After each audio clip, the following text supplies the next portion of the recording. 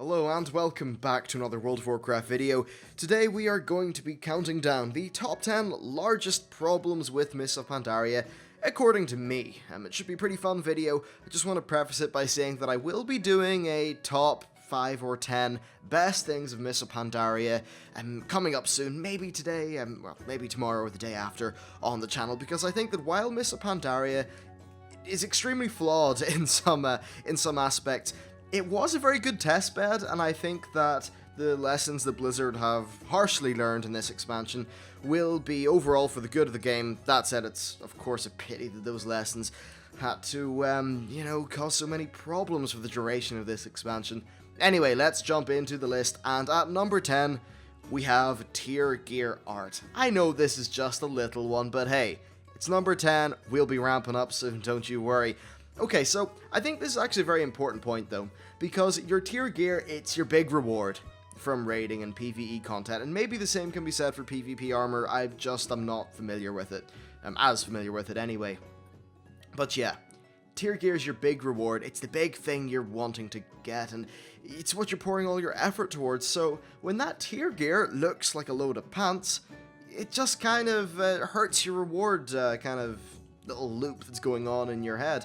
Okay, you can go and transmog it, but one of the problems with transmog is that you don't get a physical progression in your gear. You can't just see, oh yeah, look, I'm getting cooler the more I'm doing this content. That doesn't happen, and when the tier art just doesn't look that great, in many cases, there were some nice sets, but I think many of them were poor. And that really is unfortunate. Now, what do I think the main problem was? Well, I think they were just getting too intricate from just for their own good. Some of the patterns and things that were going on were just a bit too crazy. There was too much going on. One of the things about making something that's aesthetically appealing is that it has to have a certain degree of elegant simplicity. They didn't have that with a lot of the gear. It was just crazy lines and baubles and, well, lines really. Lots of lines going around your gear. Just look at your Mage Chronomancer tier 16 set. I just think it was overall a little bit too much, and it compromised the visual quality of the tiers, and I just thought that was really unfortunate. Another thing that they did wrong, in my opinion anyway, is that they designed gear too much around the current tier, and they basically just forgot to make a bit of gear that really suited the class. And I think that's a major problem. It really is something that they did a lot back in the day. They wouldn't really care as much about the tier. They just make something that really suited the class you were playing. That's kind of what they would, at least I got the impression that's what they were really focusing on first. Whereas now, oh no, that your gear has to look like it was stripped off the walls of the raid you just left. Maybe you got your bit of mage gear because while you killed Garrosh, you went into the spoils of Pandaria, you just ripped off a cloak and shoved it on yourself. No, it doesn't work, it doesn't look good. It's problematic. I think this is something that hits hunters extremely badly. I mean, some of the sets we've had have just, the Sarok one just made me want to throw up. It's nearly as bad as the Murloc set. I mean, jeez. Yeah, I really do think the tier gear art was a significant problem. Now, that said, we have had some really nice sets. I think some of the tier 16 Paladin was really nice. Some of the tier 15 Warrior was pretty cool. And overall, there have been good sets. I just think the ratio of good to bad has been a little bit worse than it usually is. And I just wish they returned to form with gear, honestly. From what I've seen of the tier 6 or 17 Paladin and Warrior gear from Warlords, though, it seems like there's going to be some really badass gear appearing in that expansion. Okay, so coming up at number 9, I think they misjudged the Timeless Isle completely. Now this is number 9. Why is it number 9? Well, I think the Timeless Isle is actually a great idea. It's a great testbed. And the content, or at least the potential of that style of content, is so much higher than just raw dailies. But I think that Blizzard misjudged it, and honestly, I think they know that as well. They have came out and said that they do not feel the Timeless Isle had enough structure to it. Anyway, so, what are my points on the Timeless Isle? First of all, not enough raw content. Sure, they had some bosses, they had a few rares, but it wasn't that big. There wasn't a great deal there when you really boiled it down. And there was only one daily that involved actual gameplay, and it was just the same every time. It was just a kill 20 quest.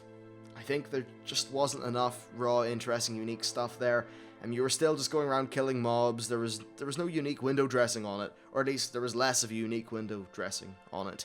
I do appreciate a lot of the sort of more emergent points of the island. I liked finding the treasures and doing all those things, but I just think there needed to be a bit of more of a backbone to it, and it's that backbone is just what was lacking from the island.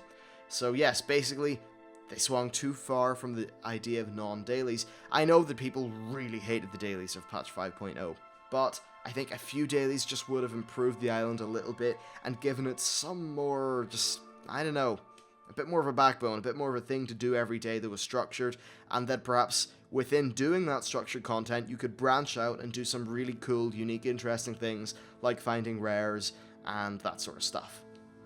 Then another problem is that it was actually extremely grindy in comparison to dailies. I thought the whole idea of daily quests was to remove the grind, and the whole idea of the Timeless Isles was to make things not feel like a grind. Well, when a Burden of Eternity costs 50,000 Timeless Coins, or maybe one of the 535 trinkets is 50,000 Timeless Coins, and the only way you can do that is just killing a lot of monsters, it's just gonna feel damn grindy.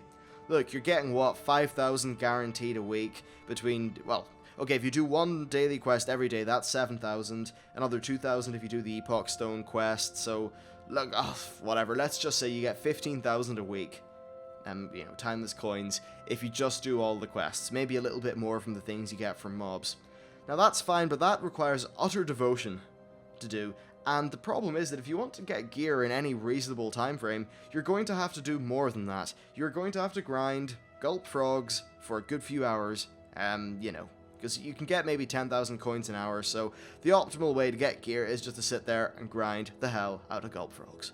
It's grindy, it's not particularly fun, and it's just a bit of a problem, honestly. I don't really like how that worked out. What I do like, though, is how jumping from rare mob to rare mob was pretty fun, and that was a decent way of getting coins, but overall, Island, you were too damn grindy in my opinion.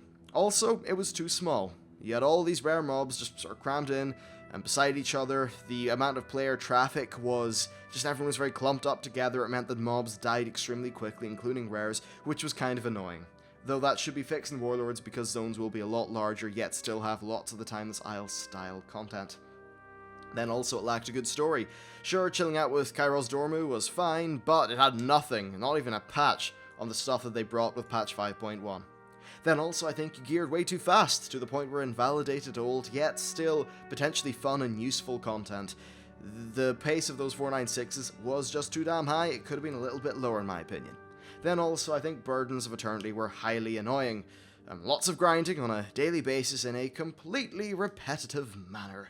They were not BOA though, so if you were lucky enough to get a drop of one of these Burdens of Eternity in one of your other characters, well, tough luck. If that character has no use for it, then you just feel a bit shit. That really wasn't too good. And then finally, I think it had no real connection with the main storyline. I know patch 5.3 did, but if we could have had a crazy escalation of that, patch 5.3 escalation, did you get that? Oh, so funny. No, that wasn't funny at all, but there was no escalation of the patch 5.3 content.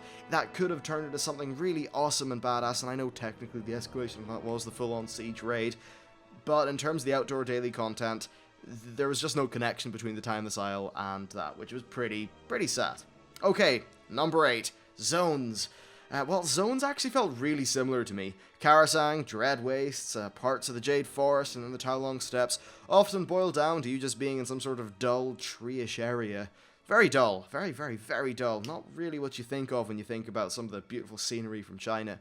If you compare that to Outland, where every single zone was different, or perhaps Northrend, which managed to make similar zones feel extremely different while still providing a bunch of zones that were a complete departure from the rest of the continent, just compare that and realize that Pandaria was unfortunately not very varied at all. That was sad. Half of Pandaria just had this really dull color palette, which annoyed me, and then the other half of it looked extremely washed out. Even the old Vale of Eternal Blossoms was very dull to me, because it was washed out. There was no vibrancy to that color palette. One of my favourite parts of the Jade Forest, actually, were the bits in which there was bright sunlight, some of the vibrant Pandaren architecture, and then an amazing view. That showed off what the art team could do really well. I just don't think they really hit the mark with much of the rest of the zone. or not the zone, just, the continent in general. Then also, I think the Dread Wastes had a little bit of a navigation problem. You guys all know that. And overall, the zones just didn't feel that great to me. If you take a tree from one zone and compare it to a tree in the other, sure, it might be slightly different, might be gnarled in a slightly different way, but you know what? They all felt the same. That's it. Some of it looked different, but it all felt the same. At least most of it did.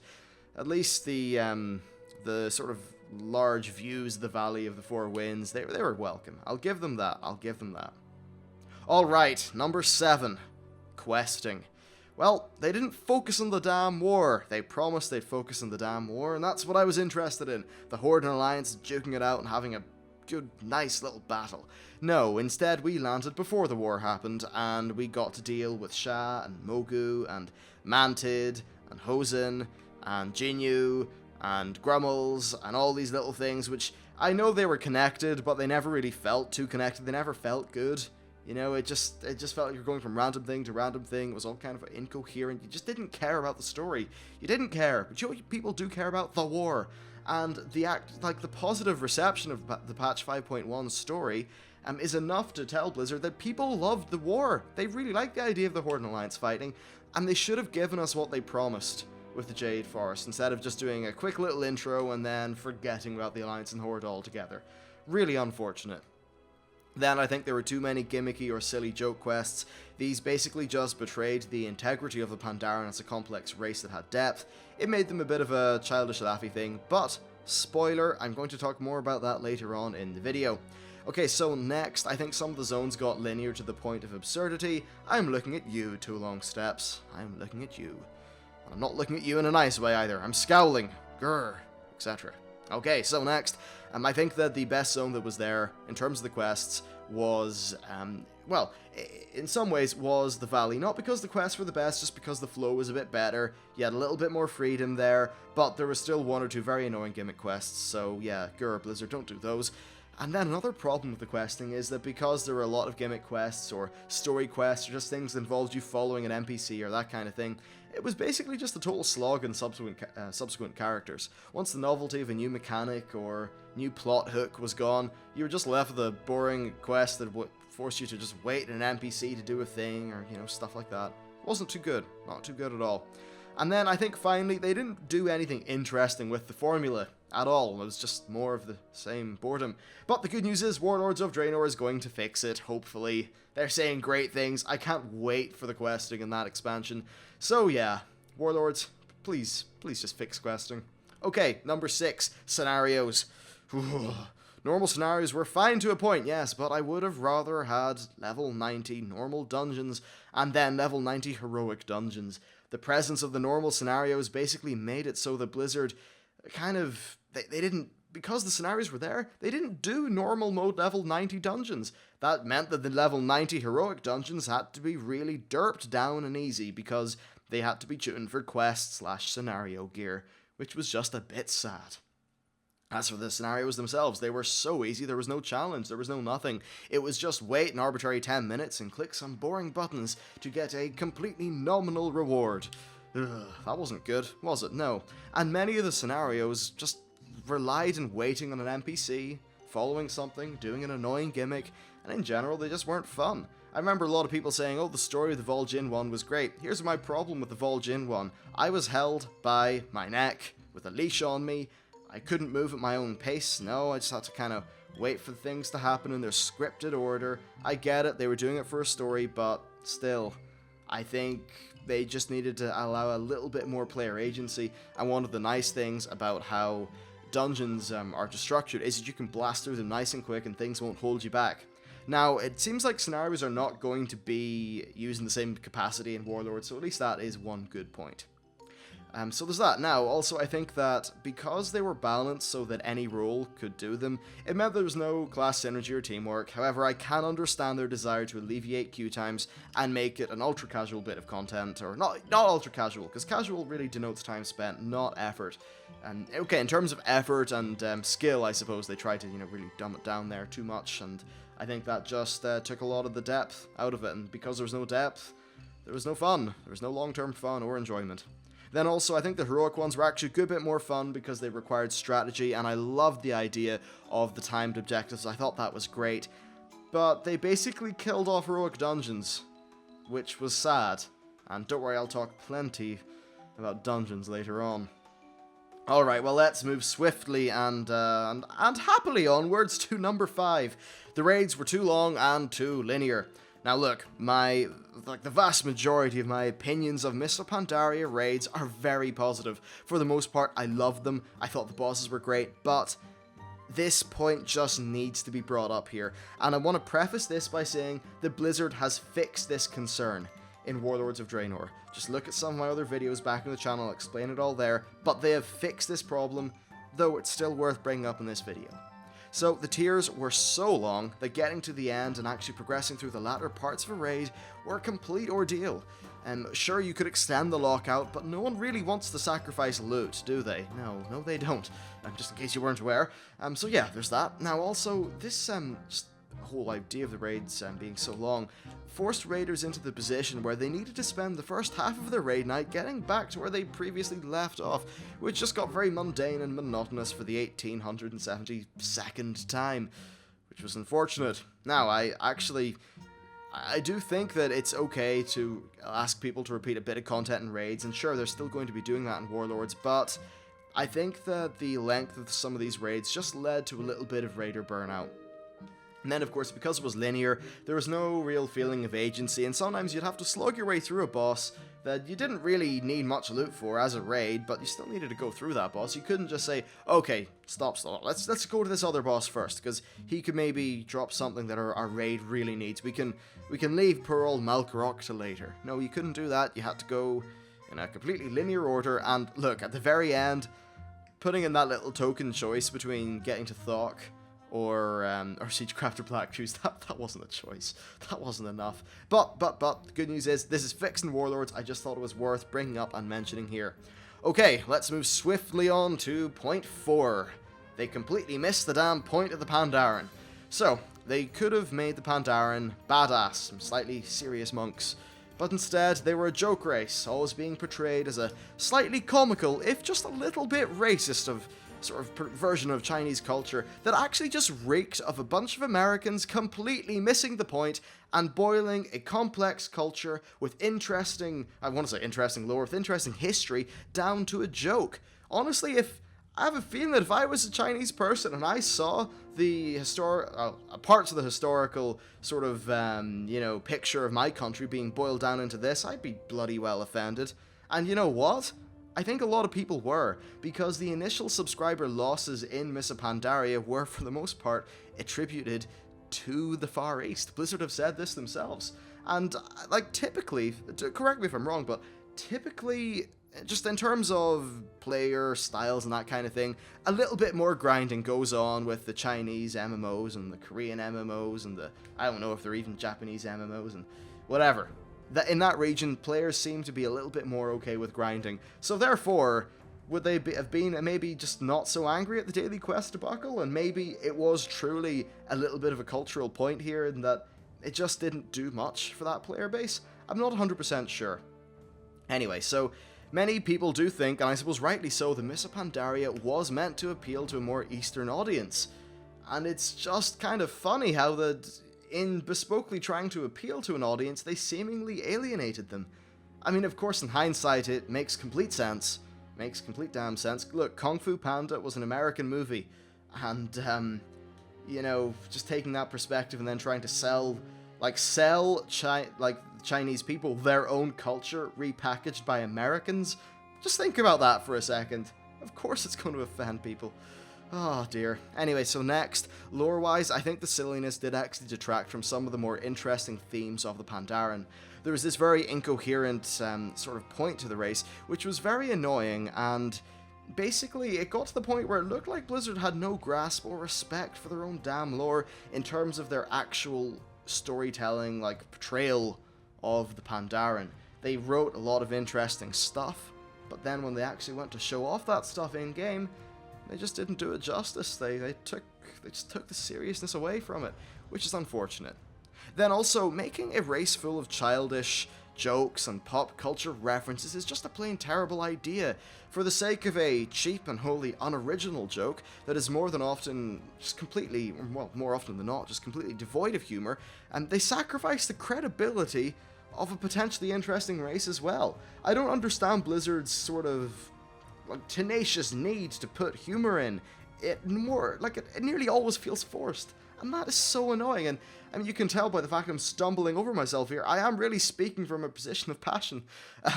It does annoy me. It really does annoy me how they just miss the point with humor. They miss the point. They can write some funny stuff. They have in the past, but when they try to do it too much, and when they try too hard, they just miss the mark. They miss the mark, and they betray the seriousness of their own game, and they just make it so it's very hard to respect anything going on. So yeah, basically, TLDR, it's not to say that the lore of the Pandaren is not good. I actually think they have great lore, just that it was completely mishandled in terms of its in-game representation. Okay, let's move on to point number 3. You've all seen this one coming, it is daily quests. They made multiple daily quest-orientated factions that players wanted to wrap up with simultaneously. And then they went and removed the daily quest limit. Great. So instead of players choosing between a bunch of factions and rewards, they just did them all at once. This took away a choice, and it made it so that people had to play inordinate amounts of time to do highly repetitive content, if they wanted to kind of keep up with the curve. Now, yes, these dailies were not needed. They were not 100% needed, but if you wanted to bother with professions or get access to some of the latest Valor Point gear, you had to do them. You had to. Unfortunate. Then, Blizzard also said that each faction would have multiple sets of quests and it would all be tiered in a way that meant that every single day would feel the same. This was not the case. I remember doing the Golden Lotus. And I did one hub when I was honored or whatever, then I unlocked a second hub, and I found that when I unlocked that second hub, it meant that my new quests were just doing the first hub and then the second hub again. And then when I unlocked a third hub, maybe I do the first hub, then the second one, then the third one. Maybe if I unlocked a fourth one, I'd do the second, third, and first hub again. There wasn't much variation there. Honestly, they would have needed 10 times the quests to make things feel sufficiently different, and then they would be limited to the fact that there can only be so many packs of enemies and interesting zones and locales within one specific area to make interesting daily quests from. You can only have 5 or 6 Mogu camps to put daily quests in. And yeah, I just think it wasn't a very sustainable model. Very unfortunate the way it panned out. Very unfortunate indeed. So overall, what did this do? Well, it burnt people out. And by the time 5.2 came, you had this massive mountain of dailies. There were so many of them. And honestly, the 5.2 stuff wasn't always that bad. It really wasn't. Though there had just been so many dailies at that stage, the people just got sick of it. And then by the time 5.4 came out, they made the Time Missile, a zone which could have benefited from a few dailies. Blizzard were basically terrified of putting any more dailies in the game, so they didn't. Which hurt the zone. And you know, in patch 5.3, actually I think that was a fun bit of content, and maybe they would have learned from that they needed at least 1 or 2 more dailies to keep people interested. So, a bit of a pity, and honestly, I think they could have kept 5.2 going on, maybe advanced it a little bit with patch 5.4, because it still made sense for their stuff to be going on in the Barrens while the siege was beginning to happen. Ah dear. Right, let's move on to point number 2, and that is dungeons. Dungeons are the bread and butter of MMOs, and they were sorely neglected. There was less dungeons than ever, and those that were there were far too easy and far too short. And then, of course, just not even including level 90 dungeons. Why did they do that? Well, obviously because of scenarios, you know, the hot new bee's knees. But because there were no level 90 dungeons, heroics were very easy. They were easy to the point where there was no depth and therefore no longevity to the damn things, which was an absolute crying shame. Really sad. And then, of course, they completely left behind dungeons after the launch of the game. An entire type of content simply forgotten. Many people enjoy dungeons, and making it so that they are simply just a source of points that requires little time or effort or anything like that meant that they were just this little thing that was just not exciting. There was no reward or no real feeling of accomplishment to completing a dungeon. I mean, hell, they're so easy that even a decently geared character in 5.4 can solo them easily, and I'd imagine that a decently skilled player in patch 5.2 could have probably soloed one of them as well. Really unfortunate. And then, of course, there were no mid-expansion dungeons as well. Unfortunate, really, because that would have added some new content for people. Thankfully though, in Warlords of Draenor they are thinking of adding mid-expansion dungeons and then making a mythic mode of dungeons that would bring the old launch dungeons up to the difficulty of the new one in terms of both the actual, difficulty of the fights, but then also the rewards. I think that's a really nice system, and I'm glad the Blizzard have thought that up kind of well. So yeah, dungeons, unfortunate, really unfortunate, because, there's a lot of people that would maybe just do their normal dungeons, or heroics even, then do LFR, then be done. Well, at least when heroic dungeons were a little bit more hard, there was an extra step in there. And I suppose in a way, LFR kind of did hurt. It really did hurt the dungeons as well. Okay, so it is time for number 1. But, I'm gonna cheat. You guys. I'm gonna cheat. I'm sorry, but when I was writing this list, I thought there was 2 problems. There was 2 things that were my number 1. One of them was to do with the content, one of them was to do with the delivery. And I think you know what they are. They're LFR, and then they're the final patch of the expansion. Now, the duration of the final patch of the expansion. And I didn't want to make this a top 11, because let's be honest, top 10 has a lovely little ring to it, and people like seeing top 10s when they look at YouTube subscriber boxes. Ah, how shameless and cynical of me, but first of all, let's talk about LFR. And this can be my number 1 worst thing Miss Pandaria in terms of the actual content of the expansion. I do think there's a reasonable split here between my 2 number 1s. That's a silly sentence. Anyway, LFR. So the problem with LFR is not really the idea itself. I think that it can be pulled off well. The problem is that loot drops from LFR were paced in such a way that it was meant to be done on a week in, week out basis. And if you have 2 characters level 90, then that's a crazy amount of content. An LFR wing is the same every time you do it. Maybe it's worse or better sometime because you have better players, but there's no progression. There's none of the progression that you get when you're in there with a guild. You do the whole thing 1 week, that's it, you've seen all the content, and doing it in subsequent times, you're seeing nothing new, you're experiencing nothing new, and you may just have the frustration of other people. It's not rewarding, and it burns people out majorly. This is something that Blizzard have identified though. In Warlords, they are doubling the drop rates from the LFR. They're also not making a drop tier gear, which I suppose is the trade-off, but I think that's okay. But that, of course, tier gear argument is a discussion for another day that I actually believe I talked about a few days ago. Anyway, so there's the main sort of number 1 problem with LFR, is it was just paced wrong. Then also, there were some things like the Siege of Orgrimmar trinkets from LFR were still worth getting even if you were a normal mode raider. That was unfortunate, should not have been done, but that's just the way it panned out. Again though, that's not going to be a problem when we move into the next expansion because Blizzard have fixed that. So yeah, good stuff. Now in terms of other LFR problems, I think there's just the general social engineering problems in that it's not really, people are not social engineered to be nice. There is no benefit to being nice. Other than, okay, if you're a dickhead you might get kicked, but there's nothing like, say, AFK protection where people get less rewards if they AFK or they get kicked if they AFK. There's none of that in LFR, and that doesn't really help the problem. People are just sort of nearly encouraged to be a bunch of douches, which is really unfortunate. So there you go. There's my main problems with LFR, and I think that combined they just had a bit of a dampener. They led to burnout. And look, if you're an LFR player, I'm not trying to attack you. People seem to think that if I speak out against LFR that I am directly denouncing the people who partake in it. I am not.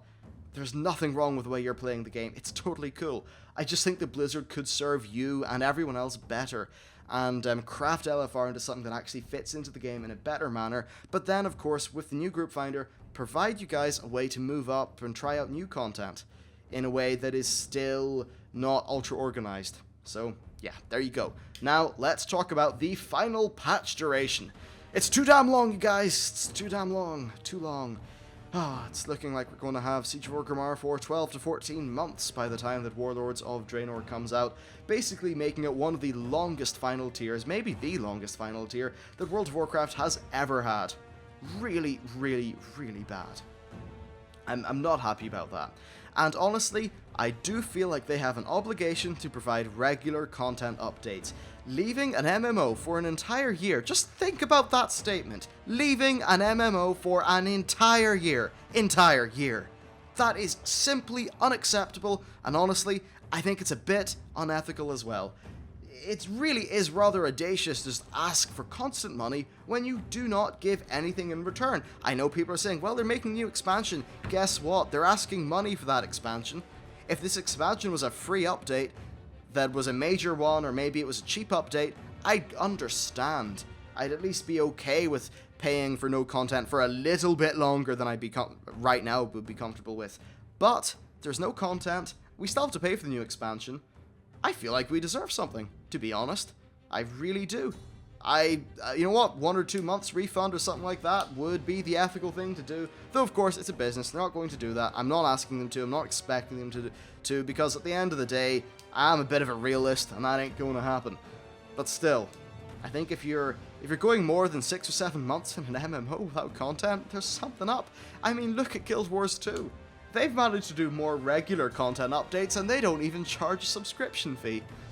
It's just pitiful that Blizzard have allowed this to happen. It's a shame. It's a crying shame. Oh dear, it's really bad. Really bad. Then I think a problem is that they actually released the initial patches so quickly that they blew through all of the expansions, new content, and half the expansion's duration. Basically meaning that, bar a few minor tweaks, they left World of Warcraft unsupported for an entire year.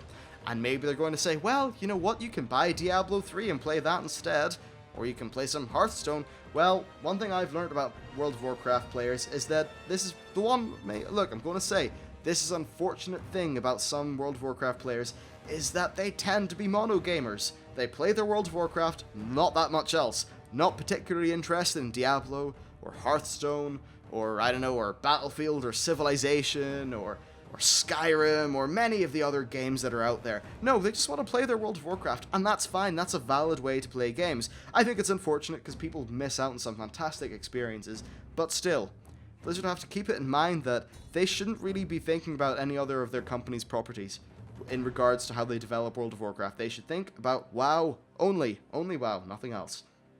Unfortunate. Then another problem that this final patch debacle has made is that it's just bad for Blizzard's reputation and World of Warcraft's reputation. They're making themselves look bad. And you know what? We're the suckers who are still paying for it. They're making us look bad. I'm sure that there are plenty of people just, pure taking the hand out of World of Warcraft players saying, oh, look at those, what a bunch of idiots paying money for no money. Money for no money, wow. Money for no content. Well, you know what? It's getting to the stage where they're having a point. Can you believe, Blizzard are actually giving them a point? It's sad, it's sad. And look, I know that hindsight is 2020, but I also think that doing a patch 5.5 would have been the right thing. Look, you can crap out a new boss, no bother. You can do a new thing, no bother. It doesn't need to be with new technology, or new features, or new anything. It doesn't even need to be a new boss model. Damn, just reuse a few boss models, or something like that. Just give us something new to do, something to bite our teeth on. It hurts. It hurts. Oh dear. And really, they are right now hitting an extreme low point when two large competitors are launching. Of course, Elder Scrolls Online is a complete bloody joke of an MMO. Well, it's a joke of an MMO, but it's also a joke of an Elder Scrolls game. An absolute shame over there and on that front as well. I think that ZeniMax have basically made more of, complete tits of themselves than Blizzard have. But the real competition is WildStar. It looks highly polished and highly competent, and the dev team are even saying that they have a solid 1.5 years of content planned with near monthly updates. Now that's got to be just, this is going to be painful. These few months are going to be painful, both for people who are for some reason still playing World of Warcraft with their money, and for Blizzard who are going to bleed subscribers. But do I think that Blizzard are 100% kind of the evil megacorp in this? I actually don't. And I know people are going to say, oh, you're giving them way too much benefit of the doubt. Well, I think they need to have a little bit, just a little bit. Based on what staff were saying at BlizzCon, we all expected Warlords of Draenor to be either out by now or be very much deep within the testing process. That's not the case. I think that Blizzard have had some internal things. They've sort of flitted back and forth in some design decisions. For an example, the level of integration the garrisons would have. And because of that, they've messed up. They've messed up. Whoever's planning the projects and dealing with all the timescale stuff has maybe just let things run on too long, unfortunately. And while Warlords of Draenor may be better because of it, I think that there comes a point where they need to just start thinking about the health of their game and what's really doing right by their player base.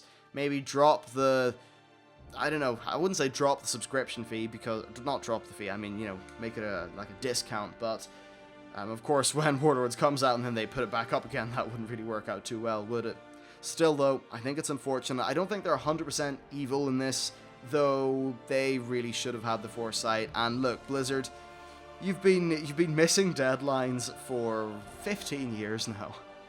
I think you should maybe kind of get the point and stop saying things and maybe plan more contingencies in terms of content. Anyway, look, that's it. That's it for this video. They are my top 10, but 10, well, you know, maybe really 11, but hey, look, I'm going to call it my top 10 for the sake of branding. Yeah, that's my top 10. What do you guys think? What is your top 10? Now, one thing I just want to close the video by saying is that there is a lot of hope for the future. Nearly every single point in this top 10 list is fixed by Warlords of Draenor. It really is.